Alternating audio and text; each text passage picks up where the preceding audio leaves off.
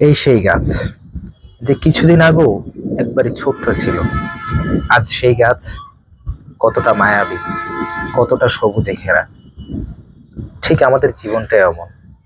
আমরা আমরা একটু ছোট ছিলাম, তারপর আস্তে আস্তে বড় হওয়া, স্কুল জীবন, কলেজ জীবন, তারপর ভার্সিটি জীবন, তারপর কর্মজীবন, তারপর আস্তে আস্তে এই করে আবার বৃদ্ধ হতে শুরু করা।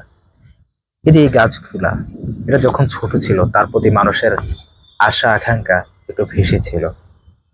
তারপর থেকে এখন তার যৌবনের সময়, এখন মানুষ তার দিকে চুম্বক নজরে তাকিয়ে থাকে। ঠিক আমরাও তেমন।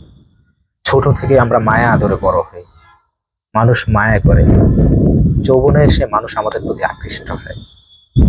বৃদ্ধির সময় আমরা যখন বৃদ্ধির দিকে যাই, বার্ধক্যের দিকে যখন আমরা পৌঁছাই, ঠিক মানুষ আস্তে আস্তে মায়া কমাতে শুরু করে। মানুষ আমাদেরকে নানাবিধ বাস্তবতার সম্মুখীন করে। সুতরাং পৃথিবীর বাস্তবতাটা এমনই। পৃথিবীর বাস্তবতাটাকে আপনাকে মেনে নিতে হবে। এই গাছটা আজ সবুজে ঘেরা। সবাই এই গাছের যত্ন নেয়। এই গাছ যখন বার্ধক্যে পৌঁছবে, যখন এর পাতাগুলো ধুলোয় মলিন হয়ে যাবে, সেইবার কেউ গাছটার যত্ন দিবে না। ঠিক আমরাও এমন। যখন আমরা যুবক হব, সবুজে ঘেরা হব, তখন সবাই আমাদের যত্ন নেবে। যখন বার্ধক্যের দিকে পৌঁছে যাব, তখন কেউ আমাদের যত্ন নেবে না। সুতরাং বাস্তবতা দেখেন। জীবনের বাস্তবতা যদি উপলব্ধি করেন, তাহলে পৃথিবীর কোথাও আপনি ঠেকবেন না।